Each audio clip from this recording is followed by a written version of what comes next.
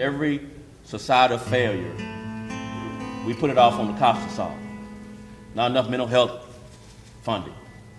Let the cop handle it. This was nothing short of an assassination of a police officer. Bad things happen to good people. Bad things happen to good police officers. Thank you for joining us for this KXAN investigative special.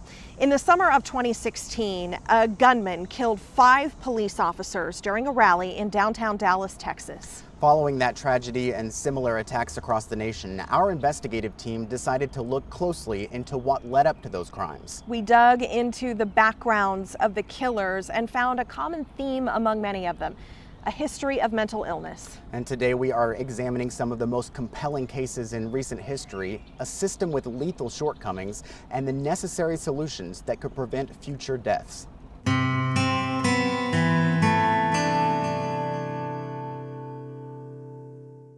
He was the police chief of Little River Academy.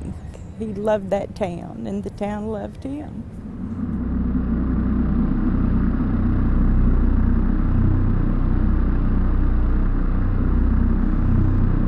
Do you need another unit? Not at this time. Lee went on a road rage call. Somebody pulled a gun out on somebody.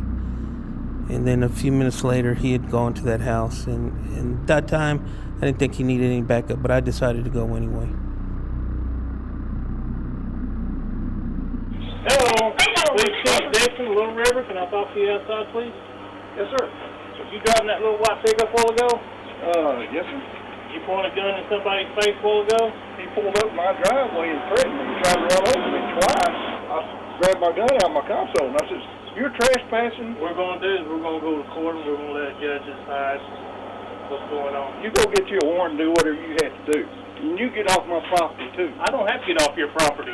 Yes, sir, you do. No, I don't. I'm here on official business. Now don't start this. Mr. Reisner retreats into his home, shuts the door. 3801. I need another unit, please.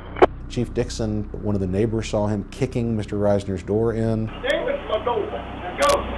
The man greeted him at the door with a 12-gauge shotgun and shot him twice in the face. Go. You're fixing to go to jail. Show me your hands.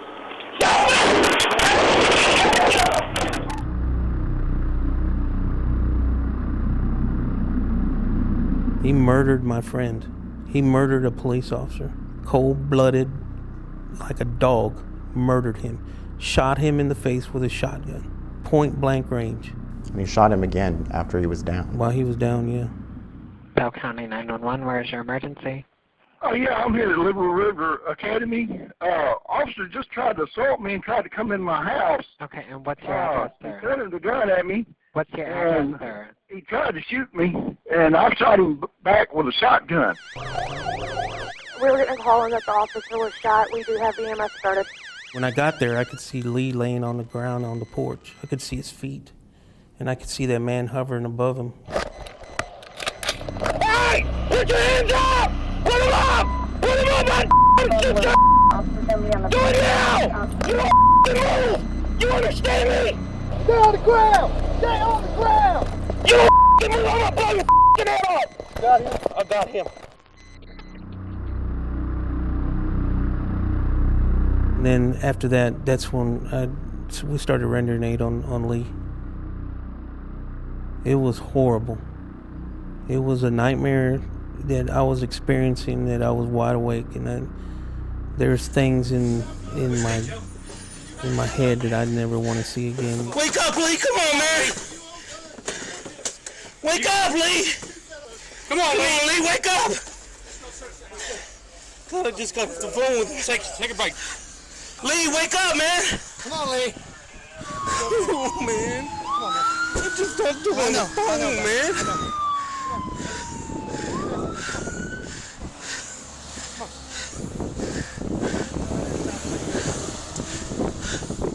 Please hurry, please hurry. Where's he shot at? In the face. We were dealing with a devil. That was pure evil, man. That's a pure evil man.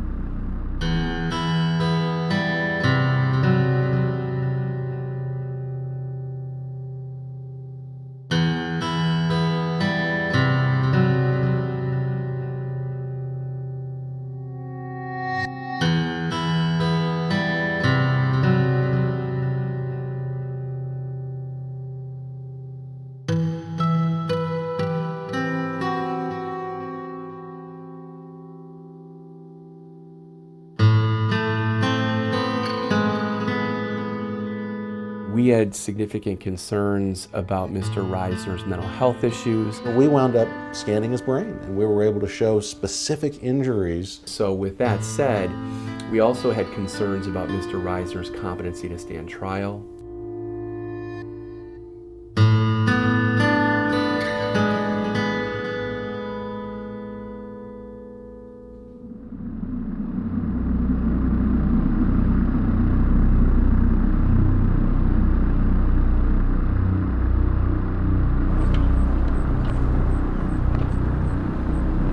Was the phone on speakerphone the entire time that all this transpired? David said a police officer pulled up the house. David told me not to hang up, and he must have kept the phone near him because of what I could hear.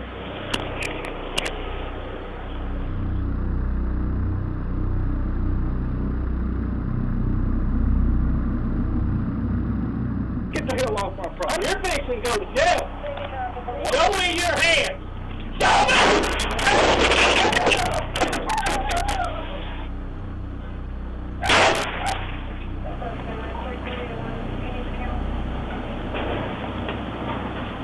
You better come home quick, because I grabbed my shotgun and I shot him back. I said, David, did you hit him? Is he hurt? Yes, I shot him. He's laying here on the porch right now. He's laying on the porch. And I said, oh my God.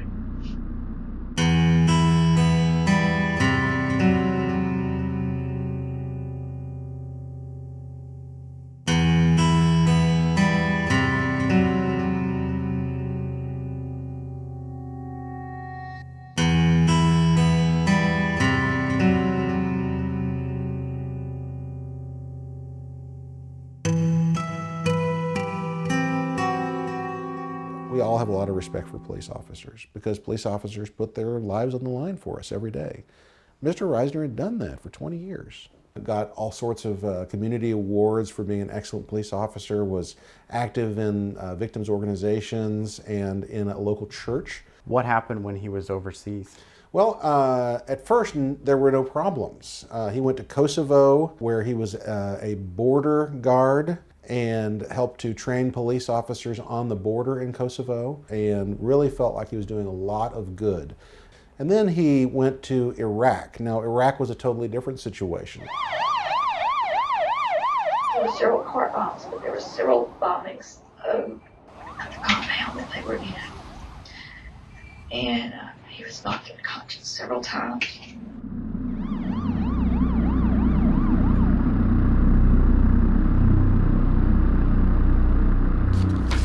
We're looking at his MRI here.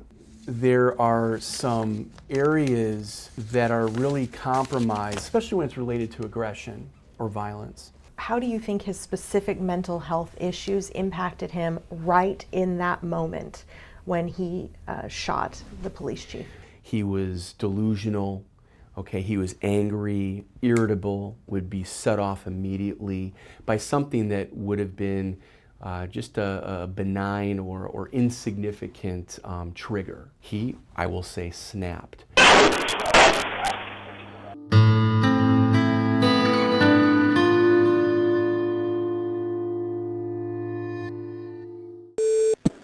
Officer 911, do you need police, fire, or EMS? We have an emergency at Walmart on Palmer. A cop, an officer has been shot. He's bleeding everywhere. It's just really bad.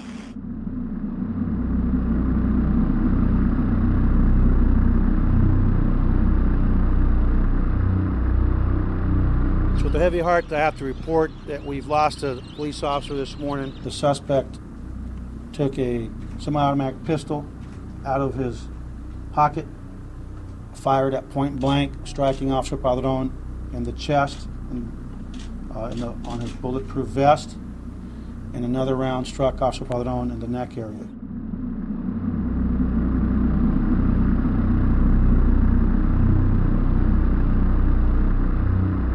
So when you guys split up about 4 months ago, what happened after that? Just, I felt really bad. I felt really lonely. What does the Xanax do for you? It makes you really relaxed. Mm-hmm. And makes you lose a lot of memory.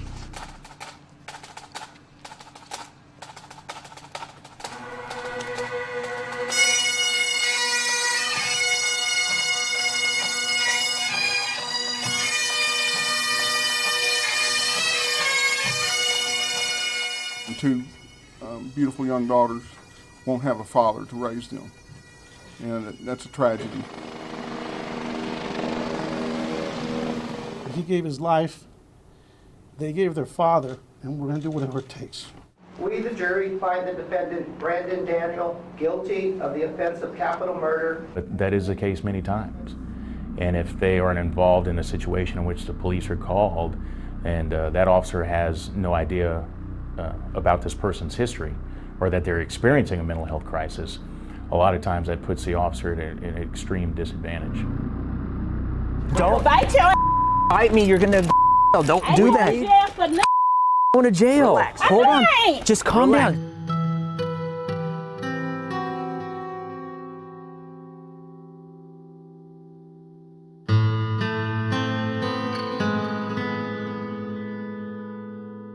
So some community members said that they felt like the lady was a danger to herself or others. We're here to help you because of all the reports we've gotten, okay? I don't give a what kind of reports you got. This is somebody's loved one, and they want us to try to help them out. So one option is to go against their will, and the other option is try to get them to help voluntarily.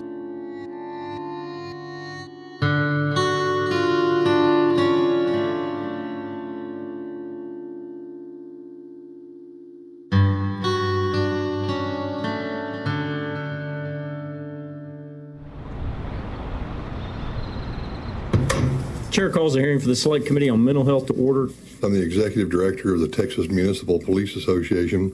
Because, as you said, Representative, that's crisis intervention we're talking about. It's already a crisis by the time law enforcement gets involved. Training our officers in how to recognize people with mental disabilities and training our officers in what services are available out there, to funnel those folks into. I think that's the best we can possibly do from the law enforcement perspective. We're gonna take you to the doc, all right? So you can talk to somebody and try to figure it out. It's not a big deal. But if you're not coming with us, then we need to have you, all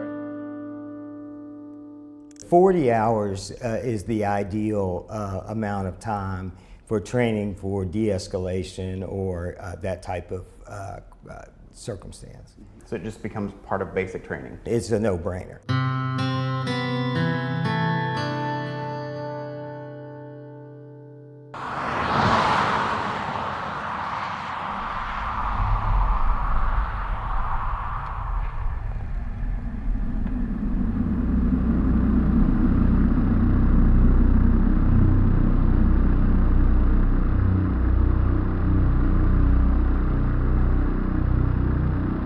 It seemed like maybe he just felt like he could handle the situation, that it wasn't going to escalate. That's just the kind of person that Lee was. He'd take care of it and go about your business. From the officer's perspective, I would think I would like to know what people in my community might potentially be a threat. Once you finally heard who it was, did something click? Yes. Yeah, it all clicked. We were warned about him, about his antics. Sit back in the car. You'll sit in the car, I'm going to take you to jail. You do what you got. Okay, turn around, put your hands behind your back. Other officers they come to search the vehicle. Why did he even have a gun? Much less, why would he have mounted the gun to the inside of his trunk?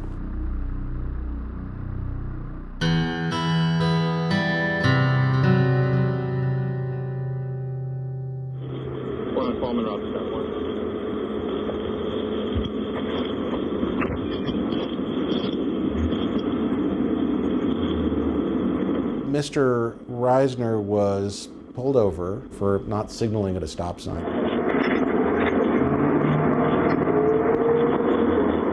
Pull to the side of the road. Pull to the side of the road and get back in the car. Definitely got bowed up and got crosswise, and frankly was being unreasonable in the situation. The traffic laws say you will pull to the right side of the road and stop for an emergency vehicle. I pulled over. You are not. You were stopped in the middle of the lane and you said you're arguing with me. What is your problem? You do your job. Okay, I will do my job. I'm putting you in handcuffs. Because you're being irrational. I'm not being irrational. Yes, I got PTSD and a traumatic brain injury. I'm being as rational as I can. Other officers they wind up putting him in the police car. They come to search the vehicle, pop open the trunk. This big, huge assault rifle is mounted on the inside of the trunk. That's ours. Oh, that's a AK. Knowing now what we do know about what wound up happening to Mr. Reisner, that's in hindsight very frightening to look at and see that, oh my gosh, this guy's running around with a gun. Often past behavior predicts future behavior. With these calls, we were looking a lot at his mental state and how he evolved actually into someone who would kill a police officer in the line of duty.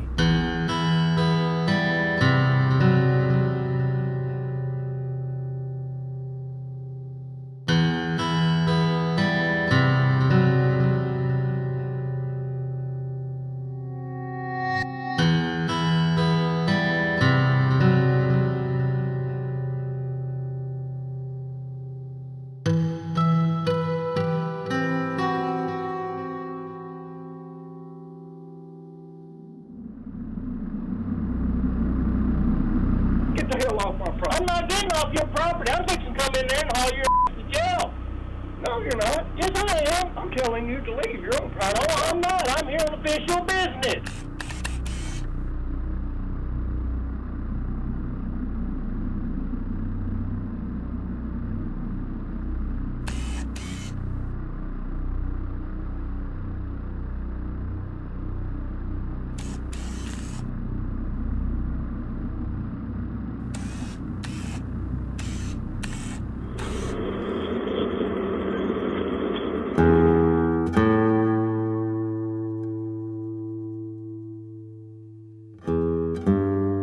The problem in our situation is we've got an officer from Little River Academy who's a tiny little municipality outside of Temple and probably didn't have access to those records. Show me your hands. Yes, I shot him. He's laying here on the porch right now. He didn't know who he was going up against. With all the knowledge I know about the case, I'm pretty sure that didn't happen. So he just didn't know who he was dealing with. But if you don't know them, how are you supposed to know what their mental capacity is before?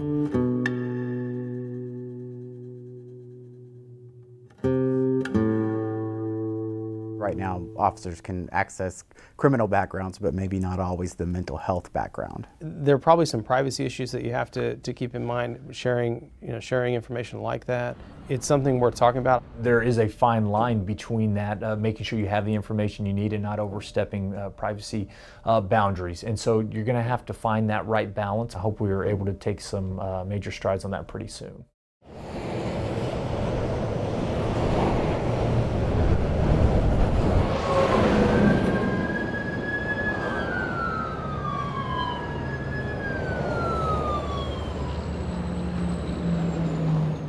To this day, people still tell me, this is what your husband did for me. This was the kindness they showed me. This is how he impacted my life.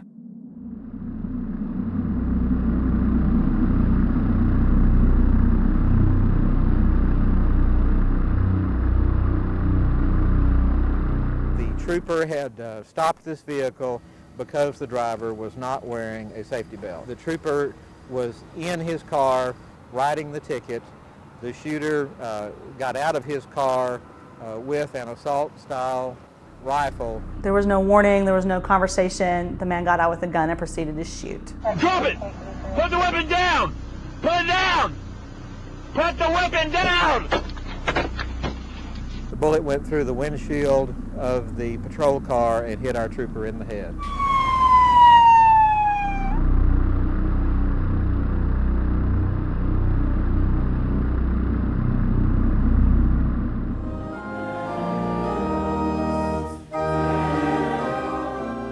Little Robert William Vetter.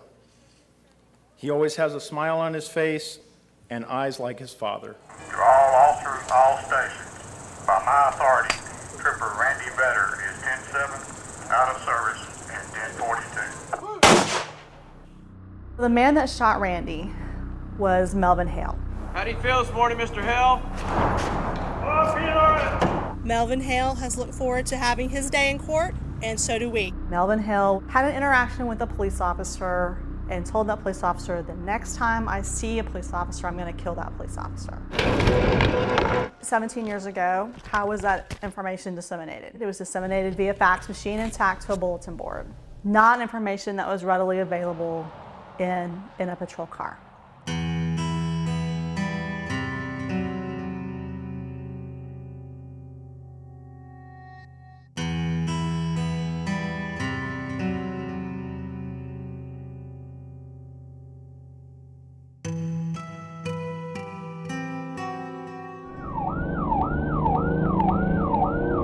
We had a guy the other day.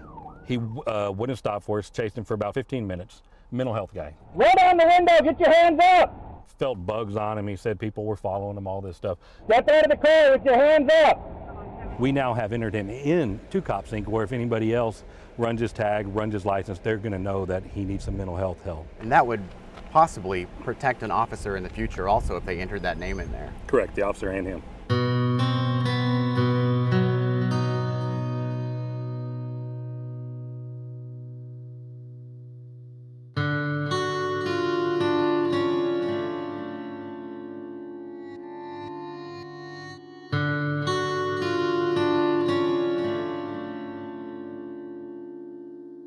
What is the biggest challenge of getting COPSync to more law enforcement agencies in Texas and across the country? One of the biggest challenges is law enforcement set in its ways. You know, if it worked 20 years ago, well, by golly, it works today just fine.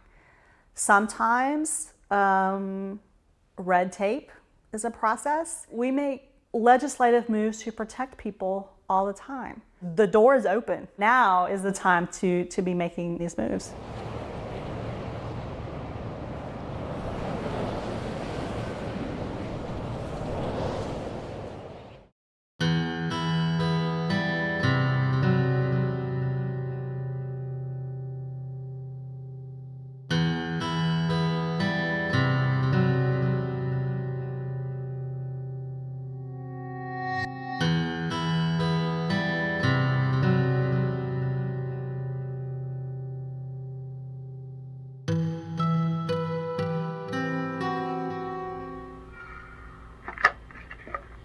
Hey, gorgeous, how are you? Handsome, I'm great. How are you? Woo-hoo, I'm doing great now.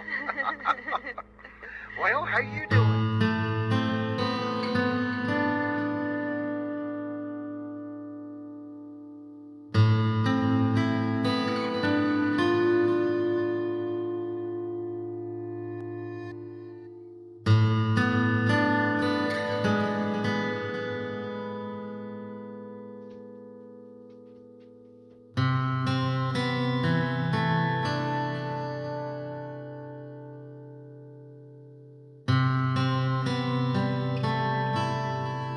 When I met him, he kept saying he always wanted to be one. So the day before we got married, I put him in a police academy.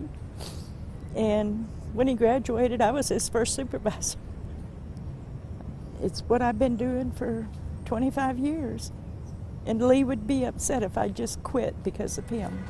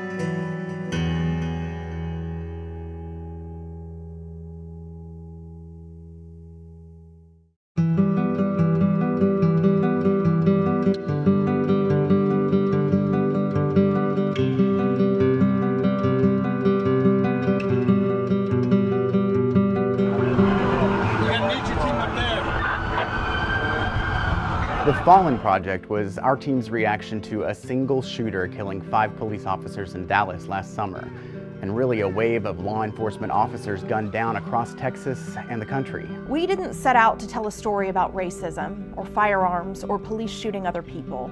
Those were really already out there. Actually, our story started with 2 questions on the other side of those conversations. What do these killers have in common? And could the answer to that question help prevent more deaths? It took months to find those answers and a lot of research. reading thousands of pages of police and court records, Turn around, put your hands behind your back. watching dozens of hours of police dash camera and body camera video, Scouring a lot of news reports to find as many details as possible about every single person who has intentionally shot and killed a Texas peace officer in the line of duty since 2000.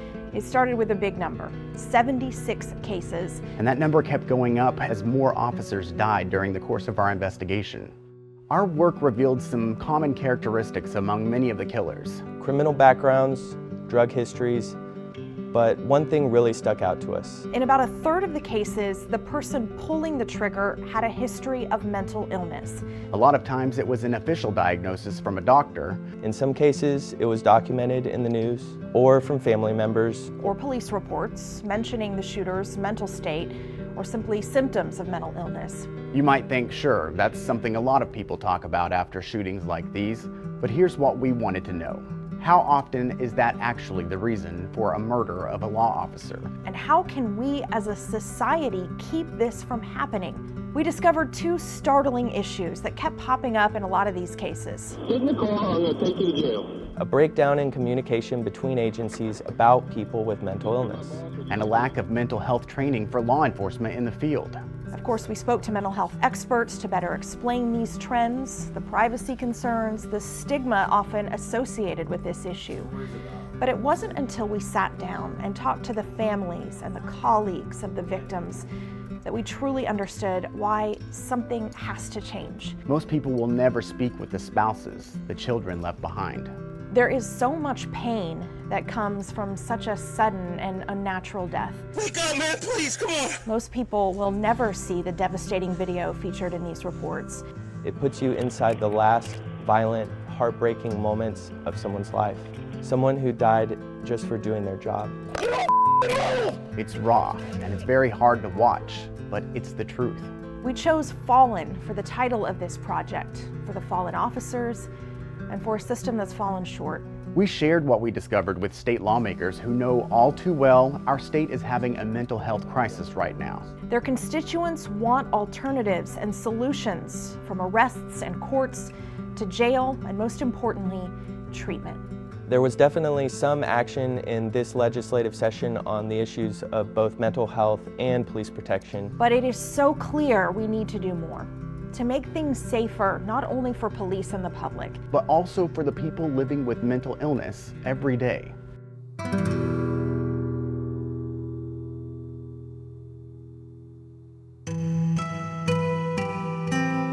He murdered my friend.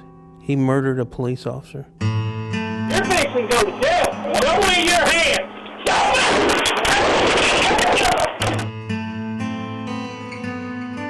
Yes, I shot him. He's laying here on the porch right now. He's laying on the porch, and I said, oh my God. Hey! Put your hands up! Put them up! Put them up! Wake up, Lee! Come on, man! Wake up, Lee! Cold-blooded, like a dog, murdered him. Shot him in the face with a shotgun. Point blank range.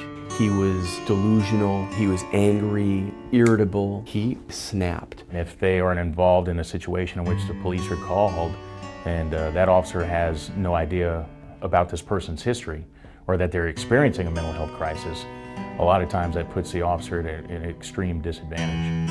We're here to help you because of all the reports we've gotten, okay? I don't give a what kind of reports you got. What is it going to take?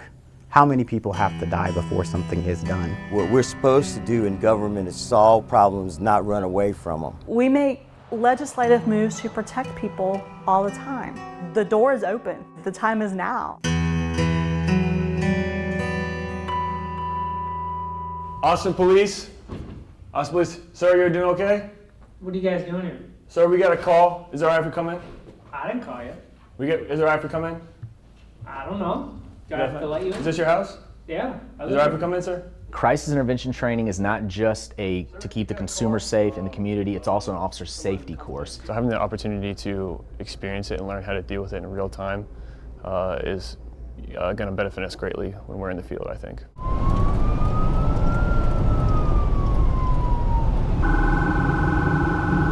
Is there a gun in the house? Yeah, I got guns all over, man. Yeah. You got any? Okay, I see you got it right here. Austin Police Department trains for 40 hours, mandates 40 hours. Our cadets are going to be run through a series of role plays where they're put in position where they need to make decisions on what is appropriate for the situation. And we're going to have to take you to the doctor, all right? So we're just going to cuff you real quick. You're not under arrest. It's not a big deal. To utilize their communication and de-escalation techniques that we're going to be teaching them this week. No, I actually think severe depression comes before PTSD. We in the Austin Police Department know that we can't do it alone. Third from last, you should have severe depression. We've been very proactive in trying to get other outside organizations like Integral Care to show a different side of this job that is handling situations involving the mentally ill. Austin Police Department patrol officers can dispatch the mobile crisis teams through their radios and request that a mobile crisis specialist, a licensed clinician, come out on scene and assess the client or citizen that could be in a crisis. If it's okay, I'm gonna refer you to these individuals. We can't treat these people after the event. That's not our responsibility. Our job is to try to point them in the right direction. Which could involve the person staying in the community and the mobile crisis teams following up for 90 days. Could entail facilitating admission voluntarily to a hospital or working with our law enforcement partners to place an individual under an emergency detention. So it's not just about getting them to jail, but it's about getting them help. And we're going to take you to the doctor, all right? The one thing we preach to our cadets, preach to our officers every day is to show compassion in these moments, because you never know when you're going to be trying to get somebody help who is somebody's brother, who's somebody's sister. That could be our loved one. Having information in your car at your fingertips is very, very crucial. Instead of calling on the radio, the dispatcher may be on 911. It takes a while to get information. KXAN is instantaneous. I type it in now, 30 seconds later, an officer runs him, he has the information. The decision makers and the money makers all feel like that this already exists, and it just doesn't. There's just a lot of data that does not exist in those other databases. So all I've got to do is run a license plate as an example, and I get all the historical related to that vehicle, and any alerts that are associated to that vehicle pop up to the officer's phone in real time or to his computer in his car. Our system has never been hacked. Nobody can get to it with the exception of a state commissioned law enforcement officer. And every law enforcement agency that has KXAN would have access to all of the information from every agency? Yes. Immediately? Immediately. Wow.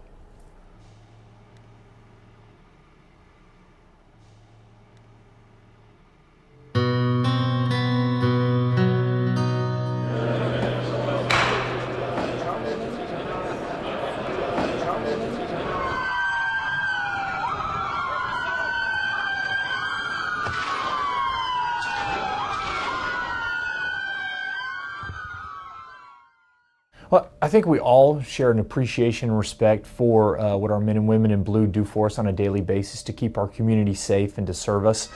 And then you have a tragedy such as it happened in Dallas where 4 officers were killed, and it just elevates the reminder of what these officers do on a daily basis, put themselves in harm's way. We have amber alerts, we have silver alerts, just to raise the public consciousness that somebody's missing or something bad is happening. So the idea of a blue alert would be to notify the public after a shooting has happened where a police officer was killed or hurt in the line of duty. That's right, that's right. And so these blue alerts would go out to radio stations who would broadcast them. They'd go out to the text out signs that you see along the highways, just to let the public know you need to be looking for this person or this vehicle because they've just done something very heinous and we need to bring them to justice as soon as possible.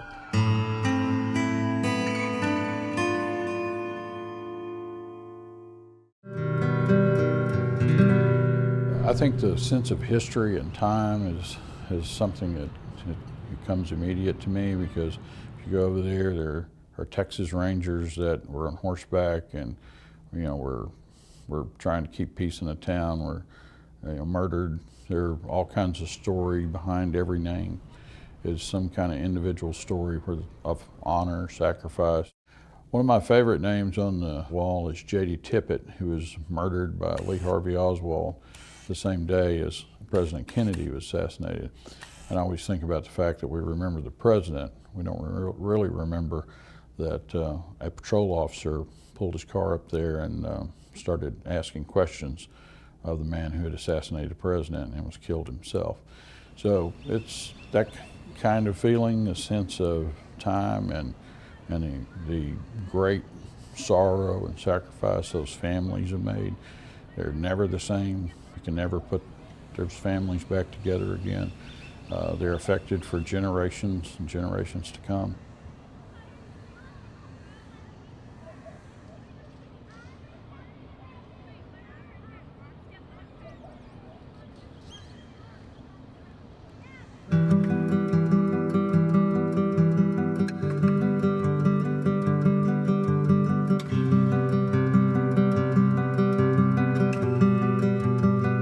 Today we are taking a closer look at the mental health challenges that lie ahead for law enforcement. And to find solutions, we turn to the experts who are dealing with these issues every day. Jill Switzer is the Public Policy Director for Mental Health America, Texas.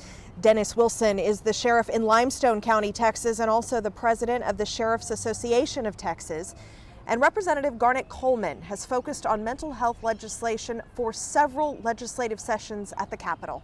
This whole project that we're working on started because of what we see here behind us, the Peace Officers Memorial.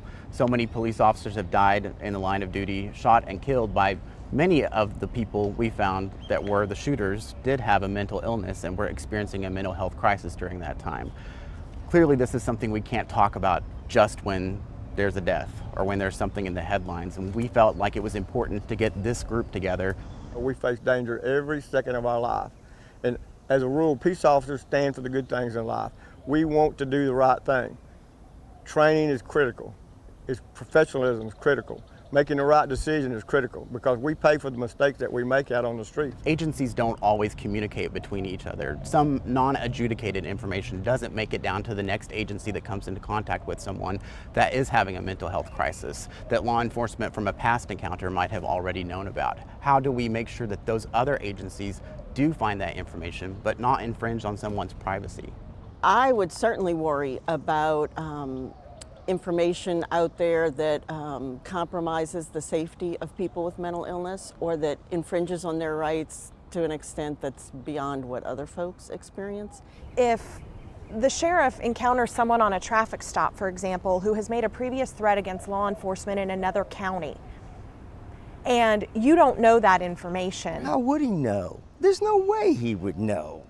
Well, there's actually a private system that was created by some colleagues of a trooper that was shot and killed in 2000, Randall But if there's a Vetter. private system, but it's not a public system, so how would he know? But it is available to all law And enforcement how much agencies. does it cost? It's about $100 per officer, and the counties have to decide to fund it. Many sheriff's offices in Texas right now have it. It's called CopSync. I think it's a good idea. I'm familiar with the system you're talking about. It's an excellent system, but we always talk about the money, and that money's in short supply when you go to the rural areas. I would always express concern for individual rights. People with mental illness are not all potential criminals. And that's the theme we've been hearing from everyone we're talking about. It's not the fault of the person that has mental illness. That person needs help, and the police officers need to know how to help that person. That's right. And that's something why I needs to brought be a bill. done to protect everyone. Well, that's right. If you treat somebody with mental illness like they're dangerous and are a criminal, or any other way that is stigmatized, we're not doing anybody any good. It's not against the law in Texas or the United States of America to suffer from mental health illness.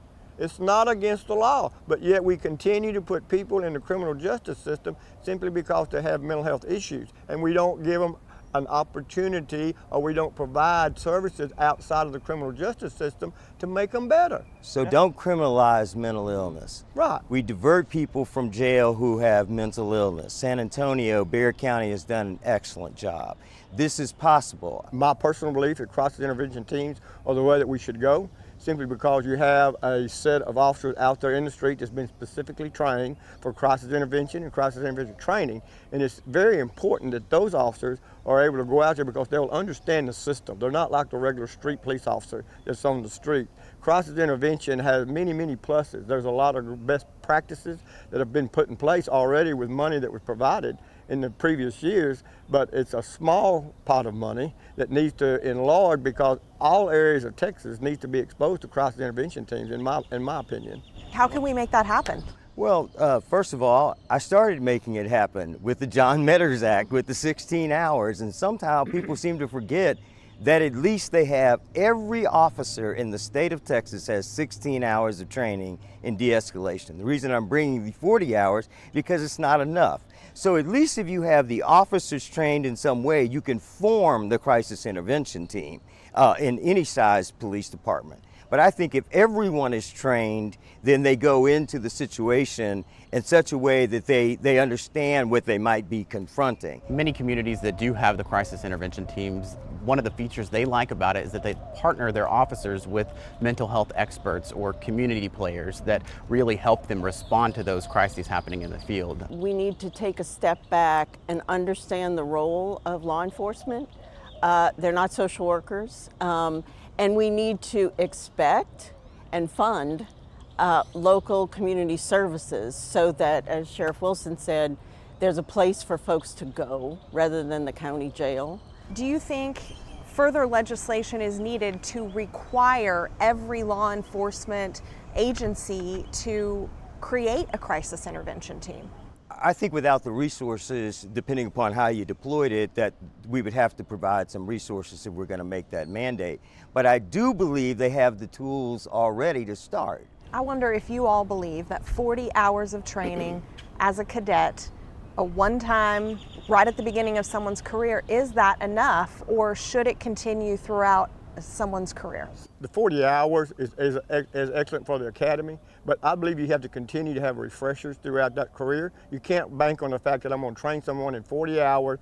First of all, in the academy, the young cadets that are in police academies across our nation are wanting to get out on the streets, and mental health is not a popular subject with them. So therefore the training has to be ongoing and updated and kept fresh, because there's always new techniques out there that need to be implemented in the field. So if you say I'm going to train you for 40 hours and walk away from it, I don't think you'll be successful in what we're trying to accomplish in the mental health field. What we're supposed to do in government is solve problems, not run away from them. There are certain tools that we can use to keep everyone safe and also have a better dialogue between the public and the police. So clearly communication and collaboration is key.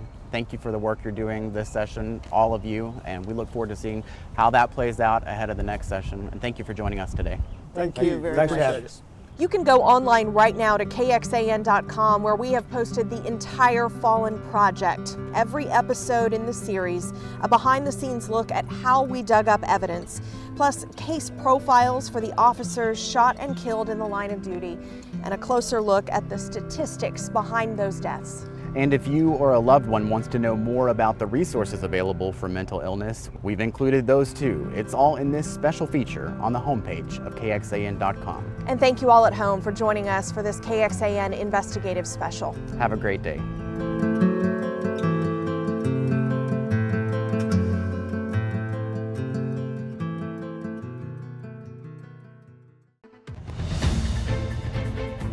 Hello there and welcome to Inside the Investigation. I'm KXAN's Director of Investigations and Innovation, Josh Hinkle, and today I am joined by our Senior Investigative Producer, David Barrera. Thanks for being with us. Thanks for having me. So we're talking about a project that we launched all the way back in 2017. It was called Fallen. If you are joining us right now from our KXAN Plus app, you may have just watched Fallen because we just aired that docuseries. If you're watching on KXAN.com, you can watch the Fallen docuseries by going to the link below this video. The reason we are revisiting this is because it's been 8 years since we put this docuseries together. We actually recorded it from right here at the Texas Peace Officer Memorial, where the list of fallen officers since the beginning of Texas is all listed. We specifically focused on officers that were killed by gunfire since 2000 all the way to then 2017. And at that point, in that time period, there were 79 officers who had been killed by gunfire. And many of the shooters involved in those incidents had criminal or violent pasts, and they also had what we saw was a history of mental illness. 8 years later, that number 79 has risen to at least 126. And a lot of that is surrounding what we have seen with gun violence and policing, which continue to be major political topics in America and here in Texas. This project was actually sparked by the 2016 ambush killing of 5 Dallas police officers that you may remember. An Army veteran during a protest named Micah Xavier Johnson. He was 25. He actually wounded others before police killed him with a remote-controlled bomb. That case was highly publicized, but most of the cases that we started focusing on we found weren't so publicized, and so we really had to start doing some digging. The case that really became the focus of this project was the 2014 death of Little River Academy police chief. He was at the home of his actual killer when he was shot on the front porch after a road rage incident. And so that's where we really kind of started being able to tell the story behind this docuseries. But it wasn't easy. You really had to do some digging to find some of that evidence, right? Right. So the main thing you'll see in the documentary is video footage and documentation of the case you just mentioned in Little River Academy. And that small town is in Bell County, Texas. And so what we did was we went to the Bell County District Attorney's office to get the records from them, and we requested records of all the evidence that they had collected in preparation for the trial of David Reisner. And what we got back was 12 CDs full of video